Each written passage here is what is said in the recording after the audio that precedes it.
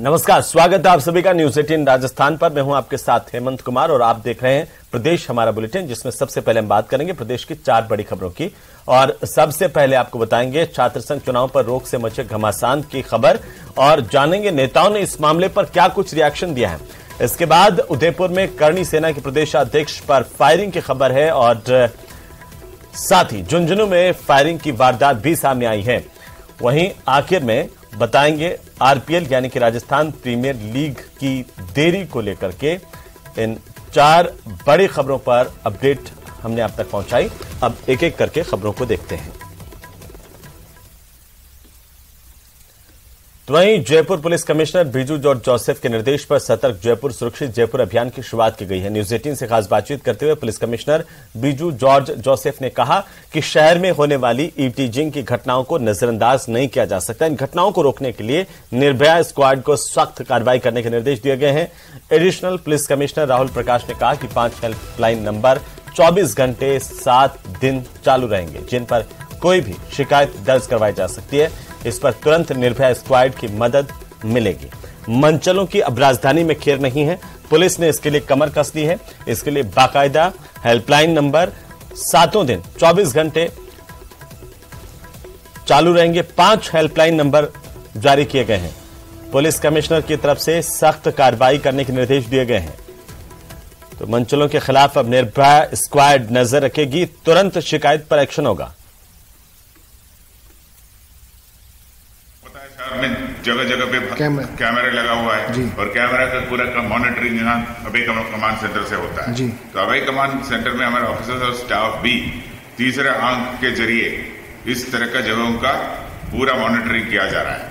उनके द्वारा निर्भया स्क्वाड को और संबंधित थाना को सूचित। नाम भी है मिशन सतर्क जयपुर सुरक्षित जयपुर, और इसके अंतर्गत जो सतर्क जयपुर है उसका दूसरा है सुरक्षित जयपुर का पार्ट। सुरक्षित जयपुर के अंतर्गत हमने 5 हेल्पलाइन नंबर जारी किए हैं, जिसमें कि 87648666090 और इसी सीरीज में फिर 91, 92, 93, 94 5 नंबर्स हैं, जिसपे कि व्हाट्सएप कॉल किया जा सकता है, नॉर्मल कॉल किया जा सकता है, वीडियो कॉल किया जा सकता है, वीडियो ऑडियो भेजे जा सकते हैं।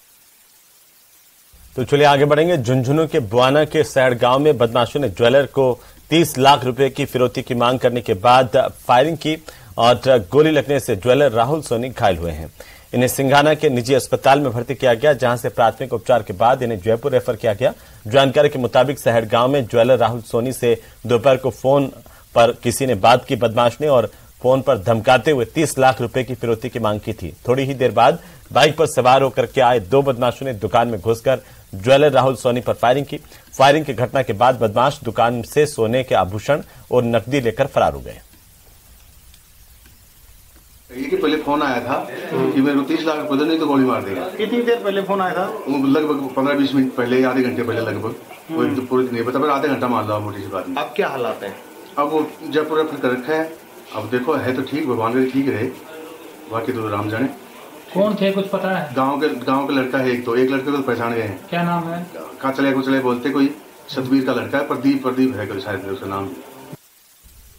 तो वहीं प्रदेश में अलग अलग जिलों में हत्याओं से हड़कंप मचा हुआ है। 3 अलग अलग इलाकों की तस्वीरें आपकी टीवी स्क्रीन पर हम दिखा रहे हैं, जिसमें श्रीगंगानगर, टोंक और जोधपुर में हत्याओं ने पुलिस की कार्यशैली पर कई सवाल खड़े किए हैं। आपको बता दें कि श्रीगंगानगर में युवक ने पत्नी और बेटे की बेरहमी से हत्या की। वहीं टोंक में युवक की हत्या कर शव को जंगल में फेंका गया, तो जोधपुर में एक अज्ञात महिला का शव मिला है। इसकी भी हत्या की आशंका जताई जा रही है।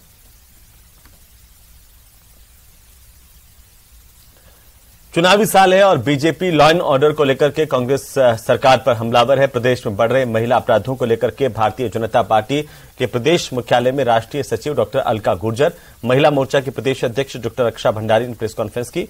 अलका गुर्जर ने कहा कि प्रदेश में महिलाएं सुरक्षित नहीं है। मुख्यमंत्री फ्री में मोबाइल बांट रहे हैं और उसी मोबाइल का झांसा देकर रेप की वारदात का अंजाम दिया जा रहा है।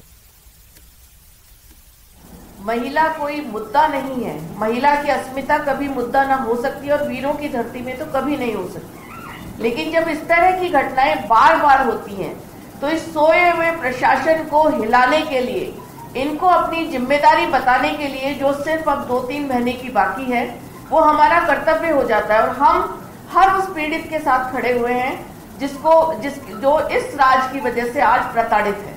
50, 100, 200, 500 महिलाओं के साथ हर जगह अपना आक्रोश प्रदर्शन कर रहे हैं। हमारा तो यही निवेदन रहेगा सरकार से कि कम से कम उन अनाथ, नाबालिग, ऐसी बच्चियों के साथ होने वाले अपराधों की और महिला मोर्चा की सुने और उन मामलों पे कुछ कार्रवाई करें। प्रदेश में यूथ कांग्रेस आगामी विधानसभा चुनाव की तैयारी को लेकर संगठन को मजबूत करने में जुटी हुई है। संगठन की मजबूती के साथ साथ कार्यक्रमों के माध्यम से यूथ कांग्रेस के कार्यकर्ताओं को एक्टिव किया जा रहा है। वहीं इस दौरान राजस्थान के प्रभारी ऋषेंद्र महर झुंझुनू पहुंचे, जहां पर झुंझुनू पहुंचने पर यूथ कांग्रेस के कार्यकर्ताओं ने उनका स्वागत किया। राजस्थान प्रभारी ने एक निजी रिजोर्ट में पार्टी कार्यकर्ताओं और पदाधिकारियों की बैठक भी ली। बैठक के बाद पत्रकार वार्ता में उन्होंने यूथ कांग्रेस के अभियान शक्ति सुपर शी कार्यक्रम को लेकर के जानकारी दी। इस देश की महिलाएं, इस देश की बिटियाएं इस देश के लिए बहुत अहम है। उनकी हिस्सेदारी और उनका हक हमारी प्राथमिकता है और उस हक को लेके हम अपनी महिलाओं की लड़ाई को लड़ने के लिए हर जगह पे खड़े रहेंगे। वहीं प्रतापगढ़ विधायक रामलाल मीणा के मडावला स्थित आवास पर सुबह से ही अपनी फरियाद को लेकर के ग्रामीण पहुंचने लगे थे। जनसुनवाई के दौरान कार्यक्रम में दलोट, सालमगढ़, अरनोद, प्रतापगढ़ समेत विधानसभा इलाके के कई गांव से लोग पहुंचे, विधायक के सामने अपनी समस्याएं रखी। विधायक ने बताया कि ग्रामीण और शहरी इलाकों में पहुंचे लोगों ने सबसे ज्यादा सड़कों को ठीक करने, पुलिया निर्माण करने की मांग भी रखी है। वहीं बरसात में कई इलाकों में सड़क खराब हुई है, जिससे आवागमन प्रभावित हुआ है। इन समस्याओं को लेकर के भी लोग पहुंचे हैं। विधायक ने मौके पर ग्रामीणों की समस्याओं के समाधान के लिए अधिकारियों को निर्देशित किया है।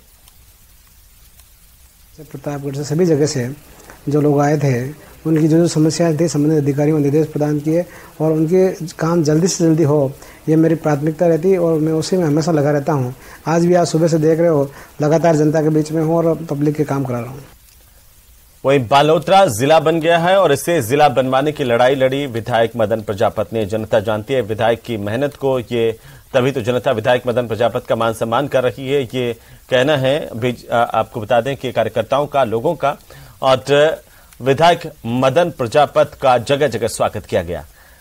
आपको बता दें कि कई जगहों पर विधायक मदन प्रजापति लोगों के बीच में पहुंचे, जहां लोगों ने भी उनका स्वागत किया।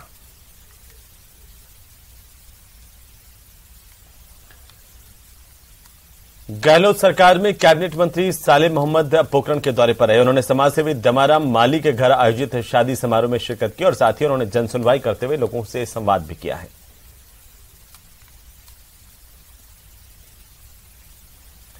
राजस्थान की 5 हैंडीक्राफ्ट कलाओं को हाल ही में जीआई टैग मिला है। इन 5 कलाओं में बीकानेर की उस्ता कला और कशीदाकारी कला भी शामिल है। आपको बता दें कि ऊंट के चमड़े, लकड़ी और महलों और हवेलियों की दीवारों पर सुनहरी कलम से बनी उस्ता कला दुनिया भर में अपनी अलग पहचान रखती है। जीआई टैग मिलने से इस कला से जुड़े कलाकारों को नई ऊर्जा मिलेगी। सोने से बने रंगों से की जाने वाली इस कला की कीमत ज्यादा होने से इसकी मांग ज्यादा है। उस्ता कला को जानने वाले बीकानेर में अंगुलियों पर गिनने के लायक कुछ ही उस्ता कलाकार बचे हैं, लेकिन जीआई टैग मिलने से अब कलाकारों को आस जगी है। माना जा रहा है कि लुप्त होती इस कला का विस्तार होगा और इस कला के नाम पर दूसरे उत्पाद नहीं बिक पाएंगे। इंटरनेशनल लेवल पर, नेशनल लेवल पर इसकी पहचान बनेगी और कलाकारों को पूरा इसका वो मिलेगा, मेहनताना मिलेगा और कला आगे बढ़ेगी, नए कलाकार और पैदा होंगे इसके अंदर। वहीं गुलाबी नगरी में हर तरफ 15 अगस्त को लेकर तैयारी शुरू हो गई है। तिरंगों से बाजार सजने लगे और लिहाजा प्रधानमंत्री के आह्वान के बाद अब हर घर तिरंगा, हर मन तिरंगा हो, इसे लेकर के लोग तिरंगों की खरीदारी करने के लिए निकल रहे हैं। आपको बता दें कि गुलाबी नगरी तिरंगे के रंगों में सराबोर है। 15 अगस्त को गुलाबी आभा के साथ ही 3 रंग और भी चमक बिखेरेंगे। 15 अगस्त की तैयारियों को लेकर के हमारी संवाददाता महिमा जैन ने लोगों से बात की है।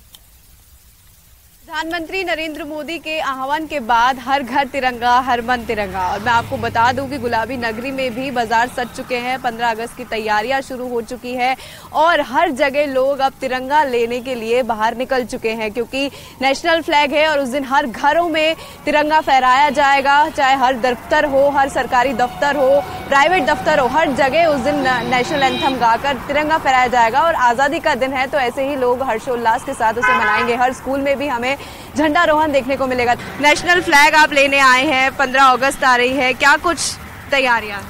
तैयारियां बहुत सारी है। हमारी होटल पे हमने 15 अगस्त को एक झंडारोहण प्रोग्राम भी रखा है। हमारे ऑफिस में भी झंडे लगाते हैं हमने पूरे मकान पे कम से कम 200-250 झंडे लगाने का प्रावधान रखा है और हर ऑफिस के और फैक्ट्री के कर्मचारी को एक एक फ्लैग अपने घर पे लहराने के लिए दिया है।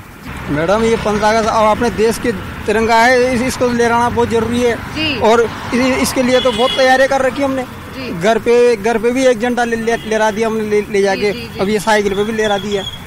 आज के दिन देश आजाद हुआ था, 15 अगस्त के दिन। हाँ, देश आजाद हुआ था, उसकी खुशी में तो लहरा रहे अपन। हाँ, ये तो बहुत खुशी का दिन है।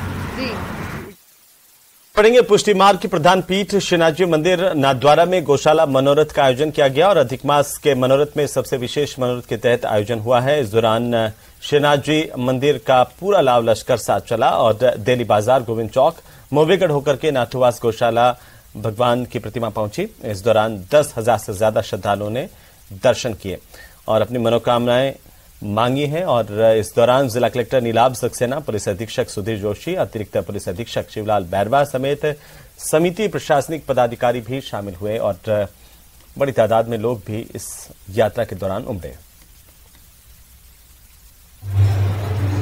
का जब भी स्मरण होता है वहां गाय अछूती रह जाए, ये हो ही नहीं सकता। जैसा कि आज के मनोरथ का नाम है गायन सोरती, गोकुल सोरती। प्रभु श्री कृष्ण की जो दिनचर्या है वो गायों से ही प्रारंभ होती है और गायों से ही अंत होती है। राजस्थान को तीसरी वंदे भारत ट्रेन जल्द ही मिल सकती है। उदयपुर से वंदे भारत रेल रवाना होकर के दोपहर 2 बजे पहले ही जयपुर पहुंच गई। ट्रायल रन था।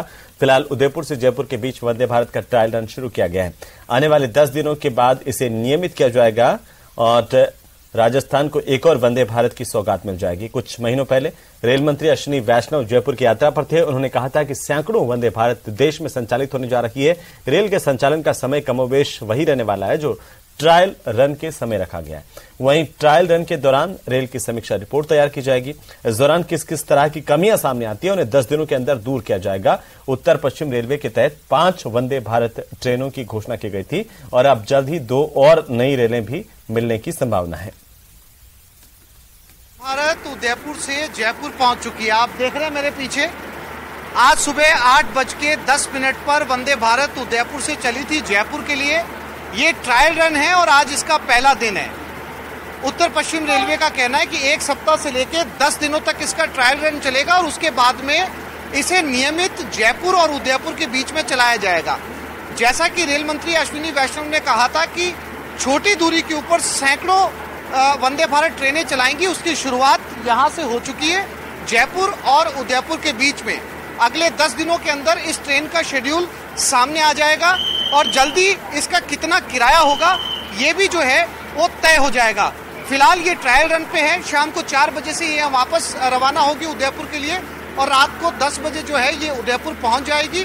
फिलहाल इसे देखने के लिए आप देख सकते हैं कि तमाम लोग जो हैं वो इकट्ठा हो रहे हैं। हालांकि जयपुर के लोग जो हैं, जयपुर स्टेशन के लोग वंदे भारत को देख चुके हैं क्योंकि यहाँ से पहले से ही 2 वंदे भारत गुजर रही हैं। ये तीसरी वंदे भारत राजस्थान को मिली है। कैमरामैन अविनाश के साथ आसिफ खान, न्यूज 18 जयपुर। तो वहीं पुलिस महानिदेशक के निर्देश पर दौसा पुलिस ने अपराधियों की धरपकड़ और एरिया डोमिनेंस अभियान के तहत बड़ी कार्रवाई की है। 292 आरोपियों को एक साथ गिरफ्तार किया गया। आपको बता दें कि इस अभियान के दौरान 780 पुलिसकर्मियों की अलग अलग 84 टीमों का गठन किया गया था। इन टीमों ने एक साथ और एक ही समय पर जिले भर में दबिश दी, अलग अलग जगहों पर छापेमार कार्रवाई की और इस कार्रवाई के चलते कुल 508 स्थानों पर दबिश दी गई है, जिनमें 292 आरोपियों को गिरफ्तार किया गया है।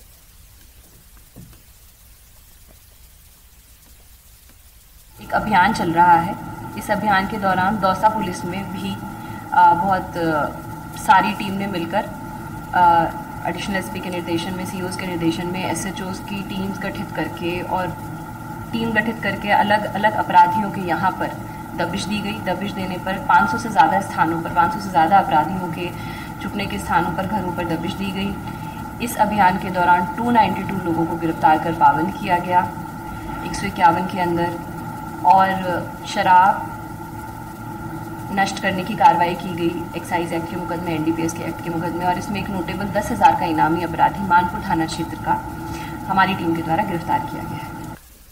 तो चलिए आगे बढ़ेंगे और इसी बीच राजधानी जयपुर से बड़ी खबर। मुख्यमंत्री से कर्मचारियों का एक प्रतिनिधि मंडल मिला है आज और ओपीएस बहाल करने के लिए सीएम का आभार प्रकट किया है। ओल्ड पेंशन स्कीम कर्मचारियों के लिए बहाल करने का मुख्यमंत्री का आभार प्रकट किया है। कर्मचारियों के प्रतिनिधि मंडल ने सीएम से मुलाकात की है। बड़ी खबर राजधानी जयपुर से सीएम आवास पर यह प्रतिनिधि मंडल कर्मचारियों का मुख्यमंत्री से मिलने के लिए पहुंचा था। मुख्यमंत्री से मिलकर के उनका आभार प्रकट किया गया। पुरानी पेंशन स्कीम को फिर से लागू करने, बहाल करने को लेकर के ओपीएस पर कर्मचारियों ने खुशी जताई। सीएम अशोक गहलोत से मिलकर के उन्होंने मुख्यमंत्री का आभार प्रकट किया है। मुख्यमंत्री अशोक गहलोत ने प्रदेश में कर्मचारियों को ओल्ड पेंशन स्कीम की सौगात दी। इसके बाद से कर्मचारी लगातार खुश हैं।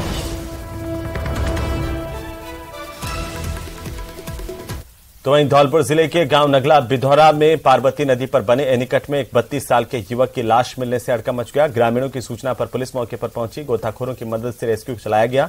शव को बाहर निकाल लिया गया और शव को कब्जे में लेकर बाड़ी अस्पताल के शवगृह में रखवाया गया है।